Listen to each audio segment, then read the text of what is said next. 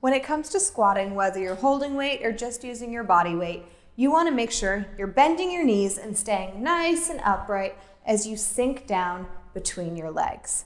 So you can see here, I'm bending my knees and sending my hips down. The knees are the primary movers. So when we want to take our weight and do a goblet squat, we want to make sure that we first start with good posture.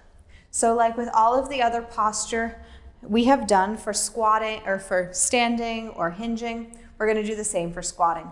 One hand on the belly, one hand on the lower back, and a big exhale through the mouth. This way your tailbone's going down, your ribs are going towards your hip bones, and you squeeze your abdomen. Now we want to make sure our feet are in a nice, comfortable stance for us to do a squat. I'll go over that more in a moment. Arms come out in front, and then you bend the knees and sit down, keeping yourself nice and upright by squeezing the stomach and looking straight ahead. So when we want to think about how our feet should be positioned, we want to think, what is right for me, for my anatomy? Don't just mimic what I'm doing in this video.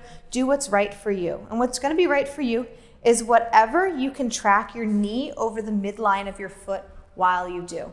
So for me, I typically have a slightly narrower squat stance where when I do my squats, my knees are tracking over the middle of my feet as my toes are pointing pretty much forward.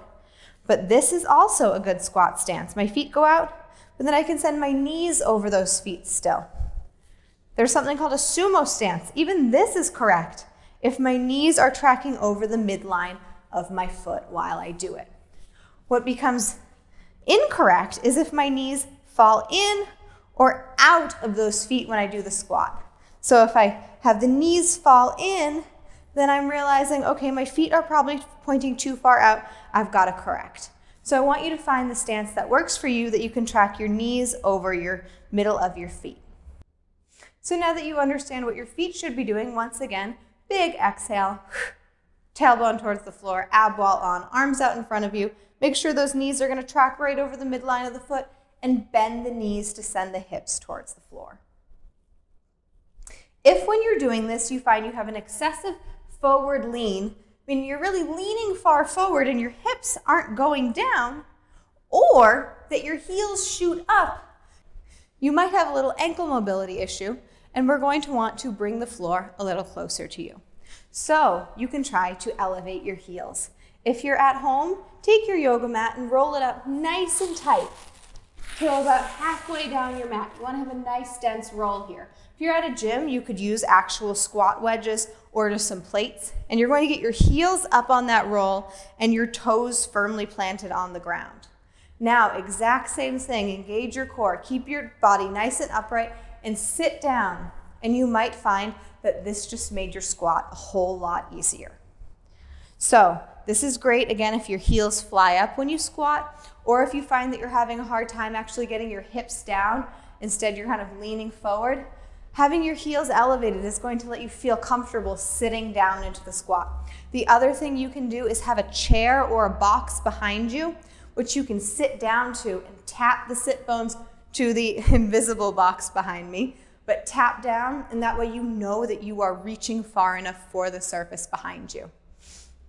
So regardless of the kind of squat you choose, and I personally don't really like to have my heels up, when you add weight, you're going to want to make sure you keep that same posture. So when we go for that goblet squat, we engage the core, clean up the kettlebell, get it in front of us, that way our elbows are going down towards the floor, shoulders down the back, core is on, and we bend the knees to lower down between the legs and stand back up. And once you have weight, you'll really see how your quads or the front of your thighs lower you down and the butt or glutes hoist you back up. So we're lowering down with control. Inhale down, exhale up. Inhale down, exhale up. One more. Inhale down, exhale up. So you see how my torso stayed really upright. What happens in the goblet squat is if you lean forward, you can end up getting a lot of discomfort in the lower back. So if this is what we're seeing when you do your squat, forward lean, big dip in the lower back, you're hinging more than you're squatting, and that could lead to some discomfort. So this is the chance to throw a box or chair behind you. And again, there's not one here, but you can imagine I'm sitting down to it and really lowering myself to that seat behind me and staying upright.